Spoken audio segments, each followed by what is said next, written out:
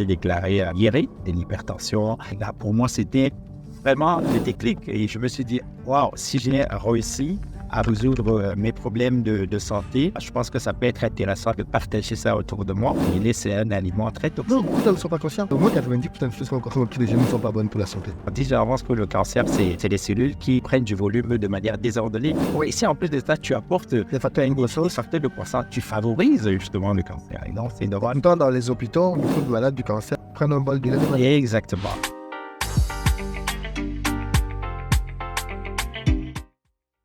Salut Hervé, comment tu vas? Très bien, Philippe. Merci beaucoup d'être venu de Barcelone. Merci à toi de m'avoir invité. Non, mais c'est normal, tu es nominé. C'est pas un choix personnel, c'est le mérite qui t'amène là. Donc, on va faire un petit tour ensemble, on fait une balade Super. dans la Tesla. Pourquoi le choix de la Tesla? Puisqu'on avait le choix entre le Range Rover et la Tesla. Ça a été mon choix. Mais pourquoi tu préfères la Tesla? D'accord. Parce que je pense que c'est une voiture que j'aime particulièrement. La Range Rover, je l'ai déjà vue à plus ou moins, mais je pense que la Tesla, je suis entré une fois, mais pas sur ce modèle. Donc, voilà, c'est La découverte aussi. de découvrir, voilà. On va faire ça. En passant, je la trouve très belle. Ok, ouais. En général, les gens ont fait cet effet-là. Hervé, est-ce que tu veux bien commencer par te présenter? Ok. Mais je m'appelle Hervé Njuya et je suis naturopathe, entrepreneur, créateur de l'entreprise Le Vitalisme qui propose des services d'accompagnement qui permettent d'augmenter la vitalité et améliorer le potentiel, les performances de l'organisme dans sa globalité. Ah, ça, c'est un français un peu compliqué.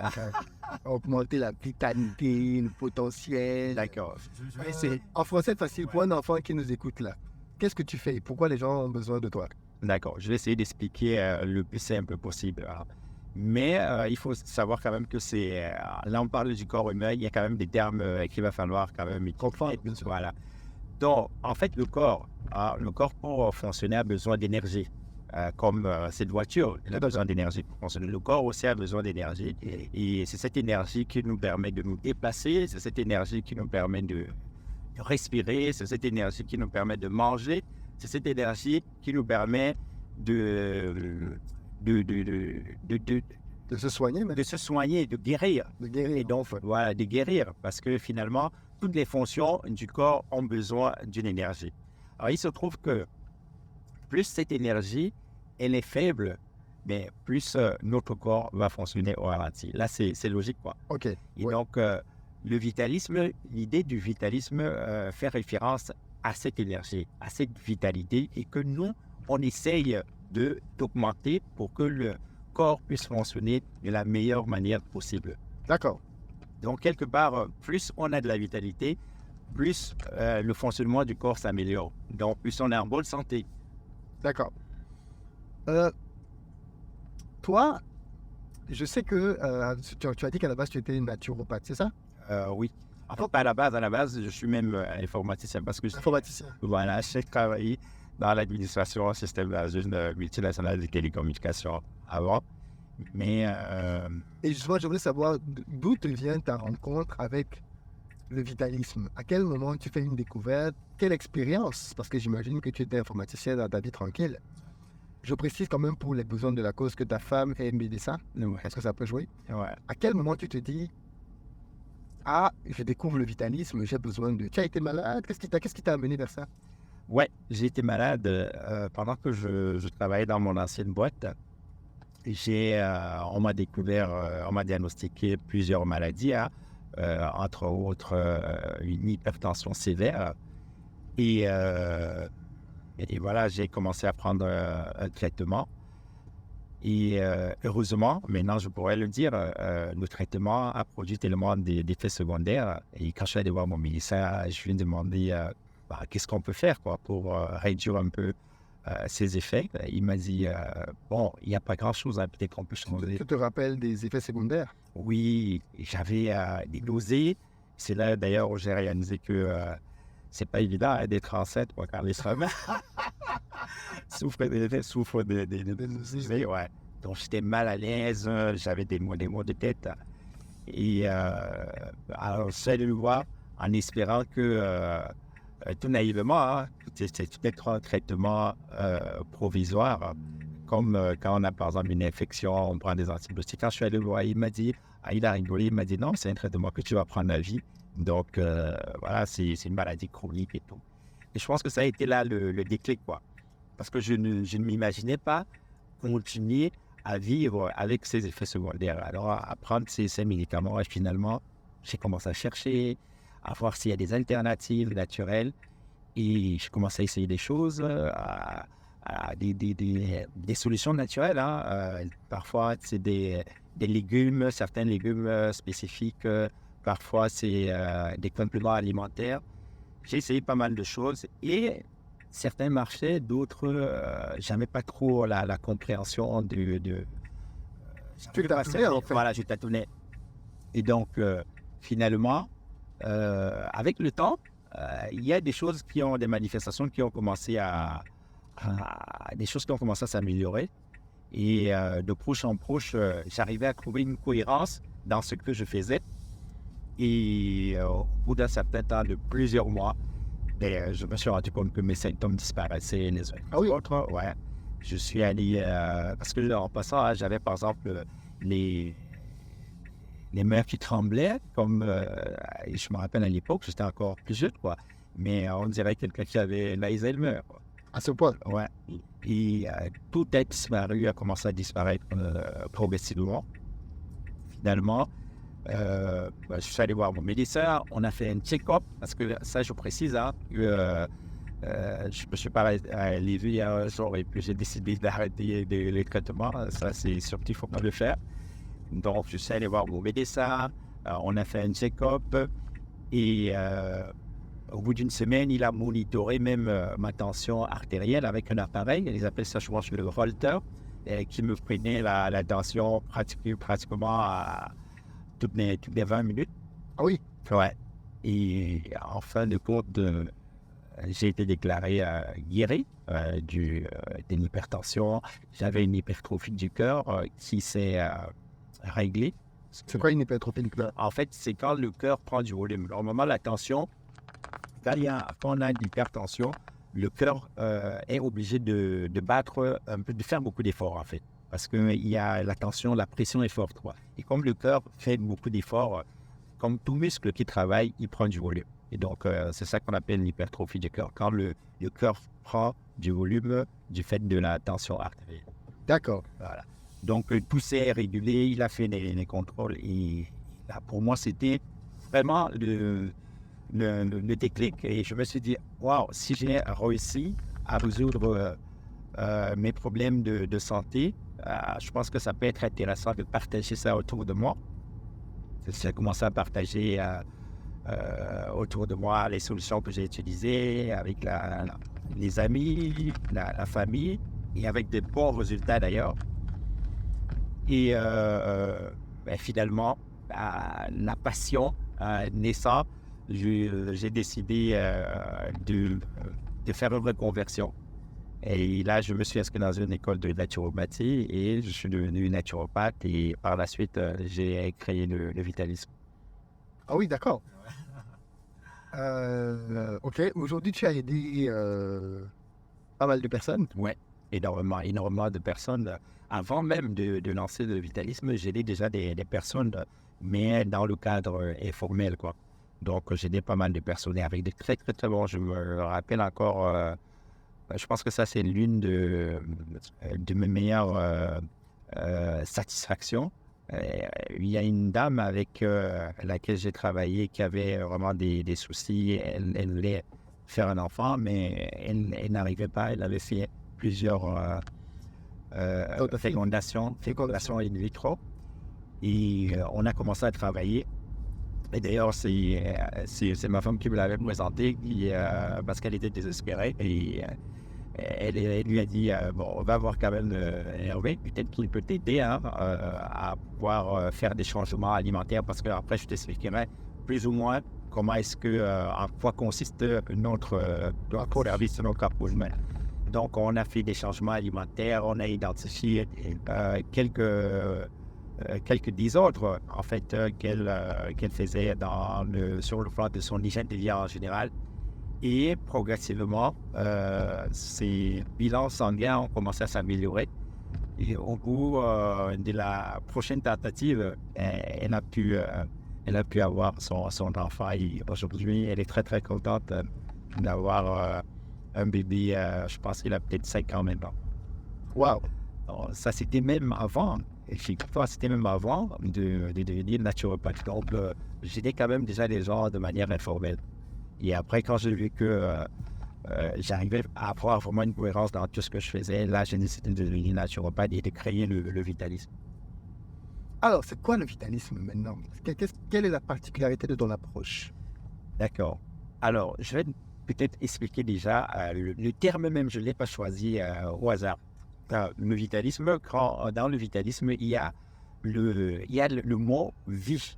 En fait, le vitalisme fait référence à la vie, à la vitalité, Oui. en réalité. Donc, à la vitalité, à l'énergie. La vitalité, en fait, c'est l'énergie. Quand on dit que quelqu'un a une certaine vitalité, ça fait aussi référence un peu à un certain niveau d'énergie. Tout à fait. Donc, c'est cette énergie, donc, comme je disais tantôt, qui est le moteur du fonctionnement du corps en général. Oui. Et plus cette vitalité, elle est grande, plus le corps fonctionne de manière optimale. Tout à fait. Et donc, l'idée de le vitalisme, c'est créer un environnement à travers l'alimentation, à travers l'hygiène de vie, le sommeil, le renforcement du système immunitaire, créer tout un environnement qui permet au corps d'augmenter sa vitalité afin de fonctionner, augmenter les performances de l'organisme. En fait, tu pars du principe que c'est l'organisme qui guérit. Exactement. Peu importe la pathologie, c'est l'organisme qui guérit. C'est vrai que beaucoup de gens disent ça. Ouais. Et donc, ce que toi, tu essayes de faire, c'est de donner à l'organisme l'énergie nécessaire pour qu'il soit au maximum de sa forme. Exactement. Pour combattre... Voilà. Donc, c'est ça. En fait, même dans dans la médecine conventionnelle, hein, finalement, c'est le corps qui guérit, quoi. C'est-à-dire que une personne qui manque de vitalité, on peut lui donner tous les médicaments, tous les traitements, mais à partir du moment où la vitalité est faible, les médicaments ne vont pas avoir d'effet, quoi. Donc, plus la vitalité elle est grande, plus le corps a la capacité, en fait, de faire face au dysfonctionnement et, entre autres, activer ce que l'on appelle généralement le processus d'auto-guérison, quoi. Donc, c'est de là, en fait, que finalement, tu peux aider les gens à retrouver une certaine santé. Oui, à travers... En fait, j'ai développé un modèle, hein, un modèle qui repose sur 4 piliers. Donc, lorsqu'on a affaire à quelqu'un qui vient nous voir, hein, qui veut participer à un de nos accompagnements, notre modèle donc commence par la détoxification. Ça, c'est le premier pilier, la détoxification, parce qu'on parle du fait que la maladie, finalement, c'est, je prends souvent l'image de l'iceberg. La maladie, finalement, c'est la partie visible de l'iceberg. OK. Donc, les symptômes de la maladie, c'est la partie visible de l'iceberg. Mais en fait, en bas, il y a une accumulation de déchets. Donc, c'est l'accumulation des déchets sous-jacents qui, en fin de compte, se manifeste par la maladie. Donc, le corps, quand il est... Quand on a des symptômes de douleur... ouais, c'est parce que le corps, en fait, il a accumulé énormément de déchets. Okay. C'est pour ça que, dans un premier temps, lors de nos accompagnements, le premier pilier, c'est vraiment faire le nettoyage, détoxifier le corps et essayer de le débarrasser au maximum des déchets. Ça, c'est le premier pilier. Okay. Alors, après la détoxification, on travaille sur un deuxième pilier qui concerne les ajustements alimentaires. Parce que l'alimentation, c'est vraiment un des piliers de la santé. On mange tous les jours et à travers... ton aliment sera ton médicament. Exactement. Donc, on travaille sur l'alimentation. On fait des ajustements alimentaires. On identifie les aliments qui sont problématiques. Il y a des aliments très toxiques. Hein. Je prends seulement un exemple. Je sais que ça va peut-être faire plaisir à certaines personnes parce que le discours officiel est inexploité. Le lait, par exemple, le lait, Oui. le lait, beaucoup de gens en sont conscients de mais le lait, c'est un aliment très toxique. Non, beaucoup de gens ne sont pas conscients. Ah bon? J'ai discuté avec des gens récemment, je me suis rendu compte qu'ils ne savent pas encore que le lait, C'est dommage, c'est dommage. le lait de vache. Ouais, le lait de vache. Et les gens consomment énormément. Et parfois, ils en consomment en pensant que c'est bien. Oui, parce que c'est ce que le marketing dit à la télé. Chaque matin, tu dois avoir ton bol de lait. À tel point même qu'on pense que quand on a réussi dans la vie, c'est quand on peut prendre son bol de lait, que c'est des codes sociaux. Il faut que tu puisses avoir ton petit déjeuner le matin avec cornflakes. 99, peut-être pas 99, mais au moins 90% des choses qu'on consomme au petit déjeuner ne sont pas bonnes pour la santé. Pas du Que tout. ce soit du pain blanc, que ce soit du lait, que ce soit du chocolat, la tartine à chocolat. La plupart des choses ne sont pas bonnes. Bah, je vois que tu es bien informé. Hein? Oui, oui, parce que je m'intéresse énormément à l'alimentation, depuis pas mal d'années maintenant d'ailleurs, parce que j'ai compris que ton aliment sera ton médicament. Et moi, j'ai perdu ma mère d'un cancer. Voilà. Et donc, forcément, quand elle était dans la maladie, je me suis énormément renseigné sur les manières de guérir du cancer, mais aussi des causes. Ouais. C'est là que j'ai compris que l'alimentation Et, est la base. Est la base de beaucoup de maladies de nos jours. tout à fait. Et que ce sont des maladies évitables. Ouais. En revoyant sa manière de vivre. Donc oui, de là, j'ai compris pas mal de choses. Et très vite, il y a des gens qui tiraient sur le lait. Ah. Non, mais c'est dommage parce que ouais, c'est le lait. En fait, il y a tellement des raisons. Hein, Le calcium. Voilà. On nous dit que le lait, c'est pour le calcium. Exactement. Mais les vaches même qui ont le calcium, qui produisent le lait, ne boivent pas le lait. Et pourtant, elles ont beaucoup de calcium. Ouais. Et je pense même qu'il y a seulement une raison hein, qui me paraît tellement logique. Hein. Quand tu regardes, tu observes la nature, je pense que tous les êtres, les espèces vivantes consomment le lait de leur espèce. Oui, sauf l'être humain. Voilà, logiquement. Enfin, l'être humain consomme le lait de son espèce quand il est bébé. Voilà. C'est le lait, c'est ce qui est normal. Oui. Donc, déjà, à partir de là, ça devrait faire réfléchir un peu les gens, quoi. Un argument que les anti-laits utilisent, c'est le lait qu'il faut le voir. Le nombre de kilos qu'un veau prend, par exemple, en Ça, c'est vrai. en quelques temps. À cause de comment on appelle ça, comment on appelle ces éléments-là. Il y a un terme là, quoi. Ok, quand ça te revient. Voilà. Donc, les facteurs de croissance, voilà. Ok. C'est ça que je t'enseigne. À cause des facteurs de croissance, le lait de vache a énormément de facteurs de croissance, quoi. C'est pour ça que un veau va prendre du volume très, très, très rapidement, alors que le lait humain n'a pas autant de facteurs de croissance. Et qui dit facteur de croissance dit quelque chose qui va tendre, comme son nom l'indique, quoi, à nous amener à prendre du volume. C'est pour ça que quand quelqu'un, par exemple, et tu as parlé d'une maladie comme le cancer, mais quand quelqu'un a le cancer, moi, il me paraît tout à fait normal qu'une personne comme ça ne consomme pas de lait. Parce qu'on dit généralement que le cancer, c'est des cellules qui prennent du volume de manière désordonnée. Oui. Et si en plus de ça, tu apportes Les facteurs de croissance. des facteurs de croissance, tu favorises justement le cancer. Et non, c'est En normal. même temps, dans les hôpitaux, beaucoup de malades du cancer prennent un bol de lait de matin. Exactement. Encore une incongruité. Mais bon, donc, nous, on travaille donc justement là-dessus et sur les ajustements alimentaires. Et en plus, et ça, il faut signaler que c'est des aliments que j'appelle des aliments énergivores, le lait.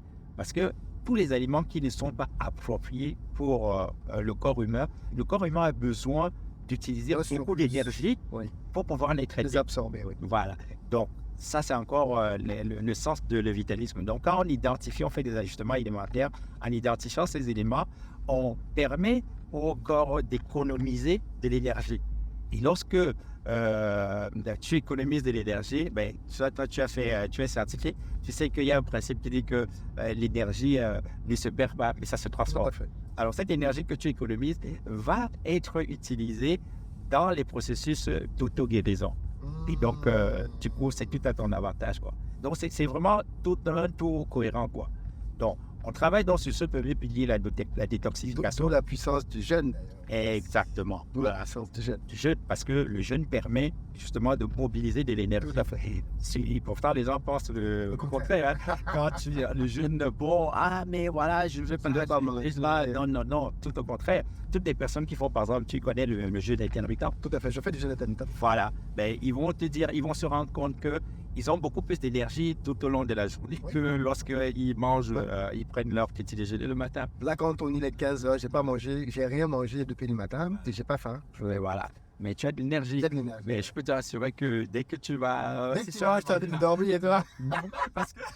Parce que le corps doit être digéré. Ouais. Et quand la digestion s'enclenche, il va mobiliser l'énergie pour la digestion. Tout à fait. Et donc, du coup, s'il mobilise l'énergie pour la digestion, il va donc, justement, comme on a dit, l'énergie, ça se repartit, mais il va diminuer l'énergie pour l'activité physique, il va même diminuer l'énergie pour les neurones. Pour la réflexion. Et puis, tu vas avoir tendance à vouloir... Mais est-ce que c'est pas aussi lié à ce que tu manges? Parce que je me suis rendu compte que quand je mange des produits crus, par exemple une bonne salade, Ouais. avec du, je sais pas, la carotte, Ouais. des produits frais, crus, Ouais. j'ai moins tendance à être fatigué. Normal. Plutôt que quand je mange un bon à Non, normal. poisson, bouvet, là j'ai envie de dormir tout de suite. Normal. On a besoin de ça, hein, de poisson, il faut... mais bon, c'est juste que, voilà, il faut être conscient. Ça mobilise plus d'énergie. Voilà, que Plus d'énergie. les aliments comme les salades. Les salades et autres, effectivement, demandent moins d'énergie pour leur traitement. D'ailleurs, dans des cultures asiatiques, ils ont un concept, ils appellent même ça des aliments... en fait, c'est lié même avec la spiritualité, mais c'est des aliments qu'ils favorisent beaucoup, tous les aliments du règne végétal, quoi. Oui. Et ils disent même que c'est très, très favorable pour la spiritualité. Ok. Et on sait que la spiritualité... C'est le truc là, non? Comment on appelle ça là, chez les Indiens là? L'Ayurveda? Ça, c'est L'Ayurveda est très... ouais. Ouais. Donc, et qui dit, en fait, spiritualité, dit aussi, en tout cas, délaisser le pouvoir du corps, quelque part.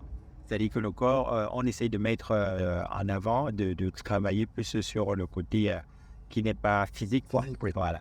Donc, il faut revenir sur les piliers. Donc, on a parlé on travaille sur notre modèle repose sur la détoxification, c'est Oui. le premier pilier.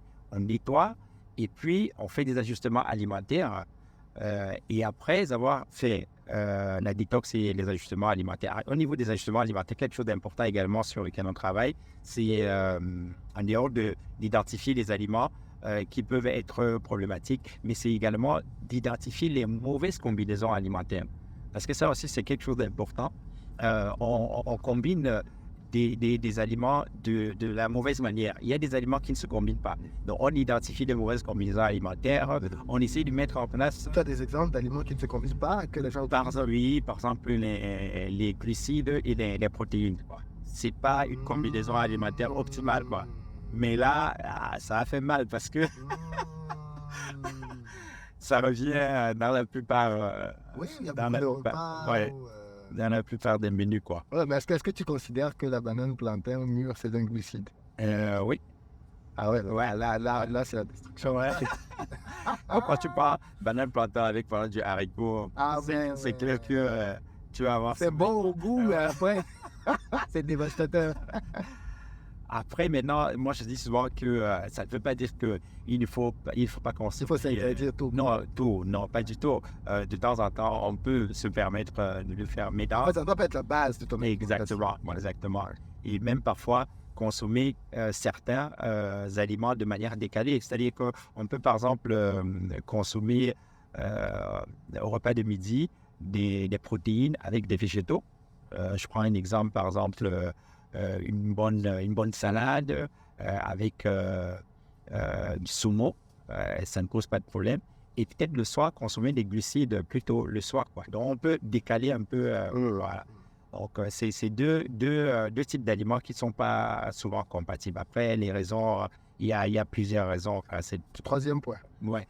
De sa méthode. Voilà, ça c'était le troisième point. Le deuxième point. Voilà. Le troisième point, c'est le renforcement du système immunitaire. Parce qu'on parle de la base que le corps, même si on identifie des problèmes alimentaires, on détoxifie le corps, il faut maintenant renforcer le système immunitaire pour qu'il puisse faire face à des agressions extérieures beaucoup plus efficacement. Donc, on travaille donc dans ce sens sur des choses comme par exemple l'activité sportive, comment faire l'activité sportive pour vraiment optimiser son énergie. Et on a pas mal de solutions qu'on propose également là-dessus. Après, le quatrième point, c'est l'hygiène de vie. On parcourt également des aspects de l'hygiène de vie et on essaye de faire des ajustements.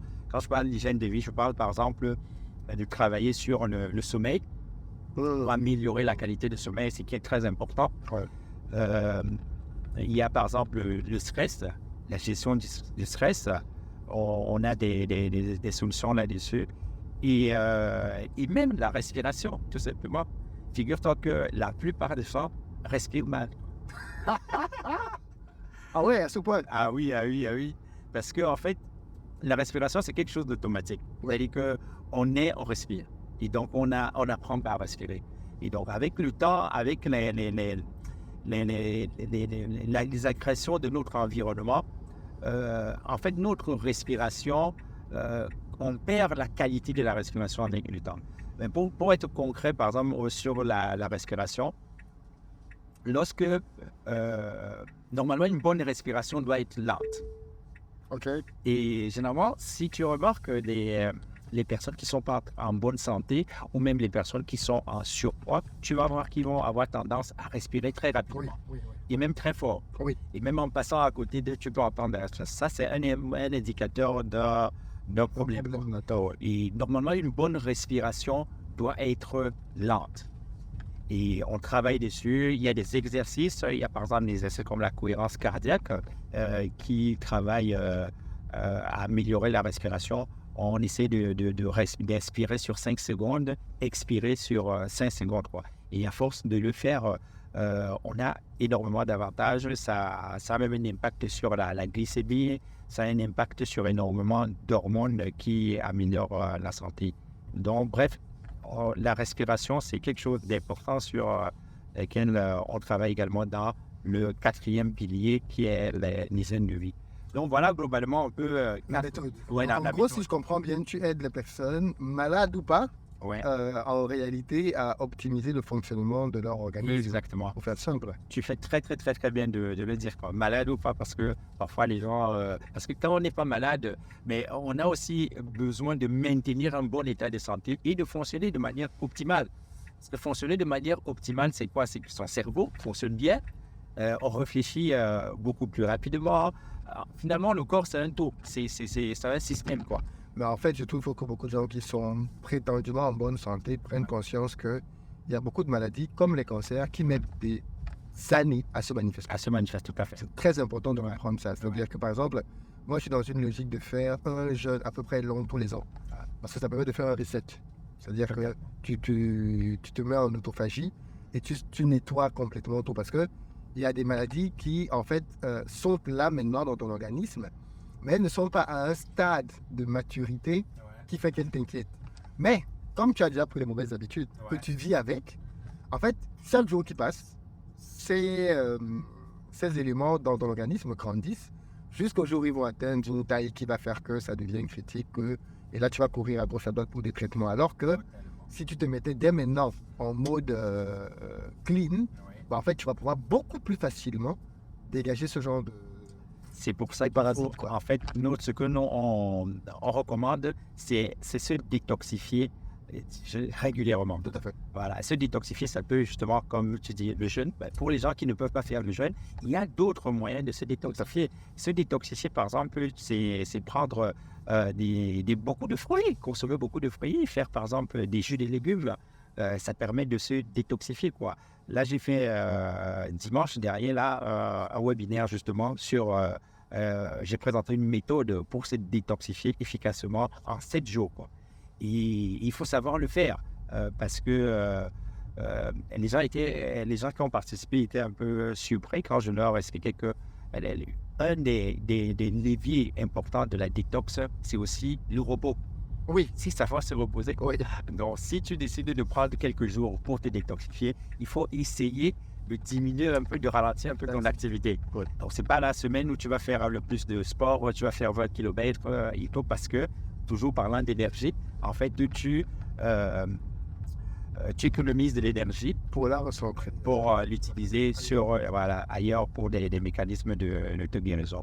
Donc, voilà, en fait, comme tu peux le voir, hein, en fait, contrairement à la plupart des offres qui existent, notre modèle n'est pas seulement concentré sur l'alimentation.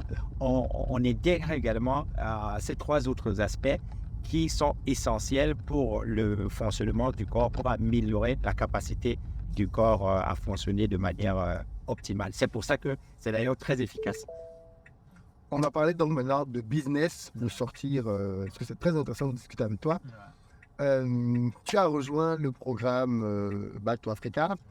Dans quels objectifs? Qu'est-ce que tu as découvert dedans? Et quel retour tu en fais? Ouais, donc le projet Back to Africa, d'ailleurs, hein, je pense que je suis arrivé dans ce programme-là à travers ma femme, d'ailleurs que je remercie, qui te suit beaucoup. Qui te suit beaucoup. Et moi aussi, je suis, mais de temps en temps, pas autant qu'elle, quoi. Mais c'est elle avait suivi vraiment toutes les... Je ne sais pas si c'était une émission que j'avais fait là-dessus. Et ça l'a intéressé. Elle m'a dit, allez, on y va, on va le faire, quoi. Et je pense que, franchement, elle a eu raison parce que ça a véritablement aidé beaucoup l'entreprise. Moi, je suis arrivé dans le programme Back to Africa à un moment où j'avais déjà créé l'entreprise. Donc, mais j'avais du mal parce que j'avais du mal à faire des ventes. J'avais du mal, il y avait quelque chose qui ne marchait pas. Je ne savais pas trop pourquoi. Pourtant, j'avais l'impression d'avoir déployé le maximum de choses de la meilleure manière, quoi. C'est comme les gars qui disent que j'avais l'impression que je mangeais bien. Exactement. Mais j'avais du mal à vendre. Je ne sais pas pourquoi.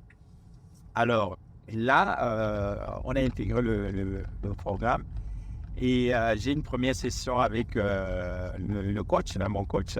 Je vais être aussi que je salue et que je remercie parce qu'il nous a vraiment aidés. Et dès la première séance, il a analysé mon projet et il a identifié très, très, très vite des points, des axes sur lesquels on pouvait travailler, quoi. Et j'ai senti vraiment que j'avais en face quelqu'un qui était assez professionnel et qui savait très bien de quoi il parlait, quoi. Et avec séance après séance, parce que on faisait une séance par semaine, séance après séance, on a travaillé sur des aspects comme définir déjà la cible. En fait, ce que j'ai compris, pour même revenir un peu peut-être, aller un peu plus loin, en fait, ce que j'ai compris, c'est que finalement, comme la plupart des gens, on crée des entreprises, mais on ne prend pas toujours le temps. On pense que les choses sont intuitives. Voilà, exactement.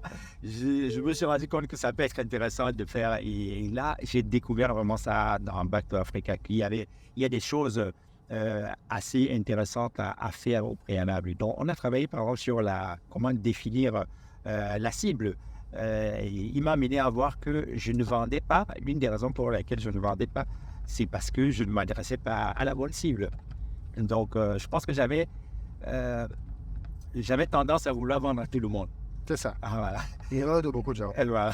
Vouloir vendre à tout le monde, alors que tous les produits ne sont pas destinés à tout le monde. Donc, il était question de travailler maintenant sur définir ma vraie cible et voir comment s'adresser à cette cible. On a fait ce travail, on a appris comment formuler une offre, parce que ça aussi c'est très important, formuler une offre. On a appris aussi comment donner de la valeur à une offre. Ouais. Parce qu'on peut avoir une offre, mais il faut être capable, il faudrait que les gens qui découvrent ton offre puissent être intéressés par ton offre. Et ça, le coach de Back to Africa a fait vraiment nous apporter beaucoup. Hein. En tout cas, moi, personnellement, j'ai appris beaucoup dans ce sens, quoi. Comment mettre en avant les avantages de son offre, générer de la confiance, diminuer les contraintes, et même, si possible, diminuer les délais. Et c'est tout ça qui va augmenter la valeur perçue de ton produit, quoi. Ouais. Donc, Ça s'est matérialisé par des chiffres. ah oui, totalement, totalement. Je vais te dire, je pense qu'on a commencé en octobre. Oui. Et je pense les 3 premiers mois là jusqu'en décembre,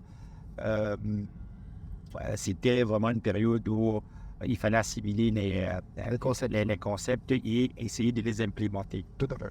Alors, de décembre 2023 jusqu'en juin 2024, je pense que j'ai commencé à voir véritablement les changements, quoi. Pour te donner un exemple en termes de chiffres, hein, je pense que j'ai vendu, en termes de vente, j'ai vendu 7 fois plus que tout ce que j'avais vendu en toute l'année 2023. 7 fois plus, ouais. En 6 mois, tu as vendu 7 fois plus que ce que tu as fait. Ouais. Ouais. Et Ah ouais. à partir des changements, non, sincèrement, ça a été très, très, très, très intéressant. Et là, je me suis rendu compte, je te disais tout à l'heure avant qu'on commençait l'émission, je te disais qu'un de mes slogans, c'est la santé, ça s'apprend. Là, j'ai compris que l'entrepreneuriat, ça s'apprend. Il y a beaucoup de gens qui justement pensent que les choses dans l'entrepreneuriat sont intuitives. Non, c'est pas intuitif. Non, pas du tout. Tu peux faire beaucoup de tâtonnements et finir par trouver. Mais ce que tu as trouvé là, tu aurais pu ne pas tâtonner et y aller directement. Ah. Et y aller directement. D'autant plus que, comme je dis souvent à mes collaborateurs, il y a des clients que tu peux perdre pour la vie. Parce que tu n'as pas su comment les aborder. Tu as créé de la méfiance. Et peu importe ce que tu vas faire après, tu n'auras plus jamais ce client. Totalement. Alors que c'était un client qui était quasiment acquis. Mais parce que tu n'as pas respecté quelque chose, parce que tu n'as pas su présenter quelque chose, parce que tu n'as pas su répondre à une objection. Totalement. Tu n'as pas transmis la confiance, quoi. Oui. Non, ça a été très, très, très, très... j'ai aimé également un aspect sur lequel on a travaillé, parce que vendre, c'est bien, mais en fait, implémenter un parcours client, c'est mieux. Voilà, c'est encore mieux. Donc ça, c'est aussi des choses sur lesquelles on a travaillé. Donc, pouvoir implémenter un parcours client de manière à ce qu'on sait clairement à chaque étape qu'est-ce qu'on peut offrir à un client. Et le parcours client va jusqu'à même après la vente. C'est-à-dire que la plupart du temps, on pense que quand on a vendu, c'est bon, c'est terminé, quoi. Et beaucoup d'entreprises s'arrêtent là, à la vente. Dès qu'elle a encaissé ton argent, au suivant. Et pourtant, il y a tout un travail à faire. Exactement. À ce moment-là. Ouais. Parce que l'idée, en fait, de corps de l'objectif, c'est que la personne qui a acheté une fois, éventuellement, qu'elle puisse revenir. Donc, c'est autant de choses intéressantes sur lesquelles on a travaillé. Je pense que Norbac to Africa a apporté un changement. D'ailleurs, même, je n'ai pas encore terminé parce que là, c'était la première, mais il y a énormément de choses qui ne sont pas encore implémentées. Tu es encore avec nous l'année prochaine, alors? Oui, tout à fait, totalement. Ça, c'est clair. Super, c'est clair. Qu'est-ce que tu ferais si tu étais le gagnant des 15 000 euros qu'on propose? Qu'est-ce que ça t'apporterait? 15 000 euros, franchement, c'est quand même un bon facteur là. Ouais. Non, je pense que si j'ai les 15 000 euros, je pense que je vais les réinvestir dans l'entreprise pour pouvoir faire grandir l'entreprise. Parce que pour moi, ça, c'est important de le dire, c'est pas, je ne veux pas faire une entreprise comme les autres. Je veux que, en fait, ce soit une entreprise vertueuse. Ouais. Mon idée, c'est parce que j'apporte du bien-être, améliorer les performances de l'organisme. Pour moi, il n'y a pas meilleure gratification que de voir quelqu'un qui m'écrit quand je reçois des messages. Par exemple, j'ai une dame qui me disait dernièrement, elle prenait de l'insuline. Et là, elle a réduit de manière drastique. C'est assez contraignant. Hein? C'est-à-dire que te faire tous les jours, tu dois... Voilà. Donc, intellectuellement comptable. Pour moi, ça apporte une telle gratification. Ça apporte de l'argent. Et voilà. Donc, pour moi, l'entreprise, puisque c'est une entreprise, il faut en vivre. Donc, voilà, c'est pour ça qu'on doit avoir un service payant. Mais derrière, ma vision, c'est de pouvoir partager, aider le maximum de personnes possible, de manière à ce que quand les gens ont des soucis de santé, ou alors tout simplement quand les gens veulent améliorer le fonctionnement de leur corps, mais qu'ils aient quand même des outils naturels à leur disposition, qu'ils sachent qu'ils aient la connaissance pour pouvoir se sentir beaucoup mieux. Parce que finalement, les êtres humains, en fait, je pense que quand on vit dans ce monde, la plus belle chose, c'est d'accomplir aussi une mission. Et la meilleure mission, c'est celle qui profite au maximum de personnes, quoi. Donc, voilà un peu quoi. Je vais investir ça dans l'entreprise pour faire grandir l'entreprise. Les amis, c'est à vous de voter pour permettre à Hervé et au Vitalisme d'aller plus loin dans l'aventure. À Back to Africa, on sera une dizaine de finalistes qui vont par la suite être départagés par le public qui sera à l'événement. Donc, si vous voulez aider Hervé à remporter le prix cette année de l'entrepreneur Back to Africa, soutenez-le. J'ai expliqué en début de vidéo comment vous pouvez le faire. Donc, soutenez-le. Votez pour lui, bien évidemment. Et derrière, si vous êtes par contre intéressé pour rejoindre le programme de formation Back to Africa pour que vous aussi, votre entreprise, soit propulsée, ou alors simplement quand vous aide à trouver une idée d'entreprise qui va être propulsée par la suite, vous avez un formulaire dans la barre de description qu'il faut remplir. Nous n'acceptons pas toutes les candidatures. Nous sommes désormais un incubateur, donc on vous aide à vous lancer. Et quand vous êtes à un niveau, le financement post-programme, on vous aide à trouver les financements. Donc on est beaucoup plus exigeant maintenant sur les profils que nous prenons. Mais si vous voulez vous lancer, vous aussi, dans la barre de description, allez-y, inscrivez-vous. Nous allons vous faire passer un entretien, d'abord pour valider que votre projet nous intéresse, qu'on peut vous faire évoluer. Et dans un second temps, bien évidemment, il y a une contribution qu'on vous demande pour rejoindre le programme ensemble. Hervé, écoute, je te souhaite le meilleur. Merci. Je te souhaite bien évidemment de remporter. Tu peux remporter. Mais il y a des projets très, très intéressants, comme le tien. En tout cas, je compte sur les votants. Et allez-y, quoi. Votez au maximum pour le Vitalisme. Votez pour lui dans la barre de description. Votez pour lui. Et n'hésitez pas, j'en profite quand même, n'hésitez pas à aller voir la chaîne de Vitalisme. Il y a quelques Oui, vidéos. tu as une chaîne, oui. Ouais, il y a quelques vidéos intéressantes. Vous pouvez toujours... et puis, on a un site web aussi. Et voilà, on fait... si les personnes ont besoin des accompagnements personnalisés, il y a aussi des liens pour pouvoir nous contacter, quoi. Tout à fait. Vous pouvez bien évidemment aussi bénéficier de ces prestations.